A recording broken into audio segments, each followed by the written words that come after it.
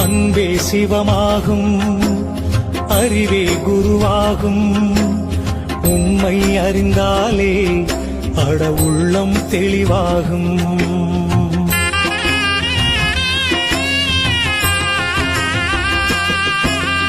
அன்பே சிவமாகும், அறிவே குருவாகும்.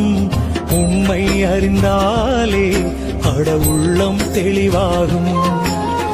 எங்கே இருந்தாலும் உண்மை அறிந்து கொண்டால் நீயும் கடவுளும் ஒன்றே என்ற நிலையே உருவாகும். அன்பே சிவமாகும், அறிவே குரு